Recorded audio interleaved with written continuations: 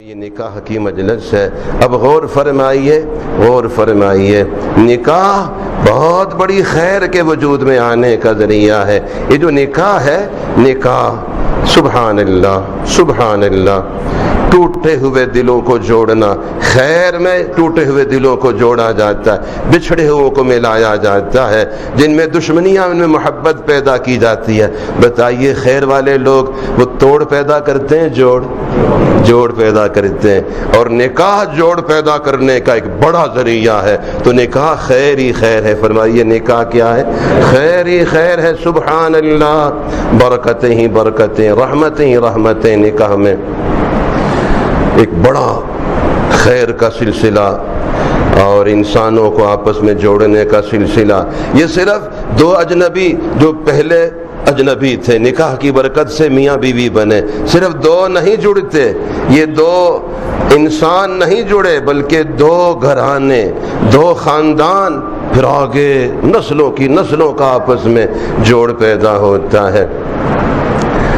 امام الانبیاء حضرت محمد الرسول اللہ صلی اللہ علیہ وسلم نے فرمایا النکاح من سنتی وفی روایت فمن رغب عن سنتی فلیس منی. نکاح میری سنت ہے، جو اس سے بھاگے گا، گریز کرے گا، وہ میری امت سے خارج ہو جائے گا، وہ میری جماعت میں شامل نہیں ہوگا. نکاح چونکہ جوڑ کا ذریعہ، اتحاد و اتفاق کا ذریعہ، اور حضرات انبیاء کرام علی نبینا علیہم الصلاۃ والسلام کا بڑا ایک مقصد وحدت اور محبت بھی آپس میں پیدا کرنا ہے. شیاطین کا کام کیا ہوتا ہے کہ نکاح ہونے نہ پائے، حرام میں زندگی گزرے، اور اگر ہو گیا ہے تو توڑ پیدا کرتے ہیں، چھوٹی چھوٹی باتوں کو بڑا کر کے پیش کرتے ہیں. کبھی بھی یک طرفہ بات پہ یقین نہیں کرنا چاہیے، کبھی بھی یک طرفہ بات سن کے جذبات میں نہیں آنا چاہیے، کبھی بھی بدگمانی نہیں کرنی چاہیے، کبھی بھی بات کا بتنگڑ نہیں بنانا چاہیے. آپ دیکھیں کہ بڑے بڑے جھگڑے پیدا ہو گئے میاں بیوی میں، دو گھرانوں میں، اور آپ نے تحقیق کی تو بات کچھ بھی نہیں تھی، لیکن اس کو بڑھا دیا گیا. تو یہ شیطان کا کام ہوتا ہے کہ پہلے تو نکاح سرے سے نہ ہو، اور اگر ہو گیا ہے تو قائم نہ رہے، ٹوٹ جائے، آپس میں تفریق ہو جائے، طلاق ہو جائے، پھوٹ پڑ جائے. حضرات انبیاء کرام علی نبینا علیہم الصلاۃ والسلام نکاح سے محبت رکھتے ہیں، اور شیاطین طلاق سے.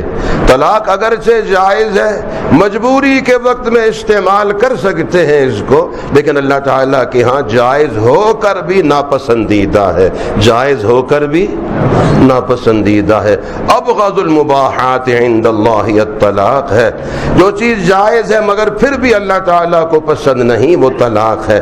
اس لیے کہ طلاق سے نکاح ٹوٹتا ہے، آپس میں جدائیاں پیدا، بدمزگیاں پیدا ہوتی ہیں، عداوتیں، غیبتیں، بہتان کے دروازے کھلتے ہیں. اور انبیاء کرام علی نبینا علیہم الصلاۃ والسلام کے مبارک مقصد کے خلاف ہے طلاق کا ہونا. چنانچہ شیاطین توڑ پیدا کرتے ہیں، اللہ کے نبی علیہ السلام جوڑ پیدا کرتے ہیں. یہی وجہ ہے چونکہ طلاق نکاح کو توڑتی ہے، لہٰذا اس کو بہت ناپسند فرمایا ہے. اور پھر اس طلاق کی تقسیم فرمائی ہے، ایک طلاق سنت ہے، ایک طلاق بدعت ہے. سنت یہ ہے کہ آدمی 3 طلاق ایک دفعہ نہ دے، الگ الگ دے، اس لیے کہ ہر طلاق کے بعد موقع رہتا ہے، پھر خیال آئے، پھر احساس ہو، پھر رجوع کر لے. نکاح کی ضرورت اللہ جل شانہ اس کے دل میں ڈالتے ہیں، اس کی اہمیت احساس ہوتا ہے، کچھ بدگمانیاں، بدمزگیاں دور ہوتی ہیں. اگر خدا نہ خواستہ مجبوری اور بہت لاچاری پیش آ ہی گئی ہے تو پھر ایک طلاق دے، ایک دم 3 طلاق اپنے ہاتھ سے نہ نکالے. چنانچہ تھوڑا سا تنبیہ ہو جائے گی، میاں بیوی کو آپس میں سدھرنے سمجھنے کا موقع مل جائے گا، کچھ مذاکرہ ہوگا، کچھ ترغیب ہو جائے گی. چنانچہ پھر تھوڑا سا وقت ہوگا، اللہ تعالیٰ کرم فرماتے ہیں، عام طور پہ رجوع کی توفیق ہو جاتی ہے.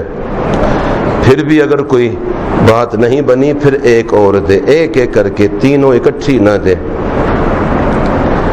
اور یہ मुबारक सिलसिला निकाह का शरीयत में सबसे सस्ता है। मेरे साथ फरमाइए, सबसे सस्ता निकाह है, सबसे सस्ता। और बच्ची वालों के ज़िम्मा कोई चीज़ नहीं होती है, बच्ची वालों पर कोई ज़िम्मेदारी नहीं, बच्ची के वालिद पर कोई ज़िम्मेदारी नहीं। बाज़ दफ़ा सुनने में आता है, वल्लाहु आलम अब शायद ऐसी बात ना हो, सुनने में आता है हज फ़र्ज़ है मगर फ़र्ज़ हज के लिए नहीं जाता है वालिद। क्यों? कहते जवान बेटियां घर बैठी हुई हैं तो कैसे हज को जाऊंगा। अब सवाल ये पैदा होता है, जवान बेटियां रास्ते में बैठ गई, रास्ता बंद कर दिया है और वो कहती है हज ना करो। नहीं नहीं, ऐसी बात नहीं है। फिर जवान बेटियां बैठी हुई हैं और हज नहीं करते, क्या मतलब? मतलब यह है कि वो जो पूंजी मेरे पास है, वो सरमाया है, वो बच्चियों के निकाह पे खर्च करना है। इन्ना लिल्लाहि व इन्ना इलैहि राजिऊन। बच्ची वालों के जिम्मा तो कुछ भी नहीं होता है, बच्ची वालों पर कोई बोझ नहीं होता है, बच्ची के वालिद पर कोई जिम्मेदारी नहीं होती। एक भाई उसके पास नहीं है और अल्लाह ने बेटियां ही बेटियां अता फरमाई हैं, सब बेटियों को निकाह करके अपने अपने घर रुखसत कर सकता है, कोई कर्जों तले बोझ में दबने की जरूरत नहीं। यहाँ तो फर्ज हद छोड़ा हुआ है और उधर कर्जों में डूब ही गया है, ये गलत बात है। तो फरमाइए, बच्ची वालों पर कोई जिम्मेदारी नहीं होती है, बिला वजह अपने को बोझल बनाया। मुआमलात में सबसे सस्ता निकाह। Allah, Allah.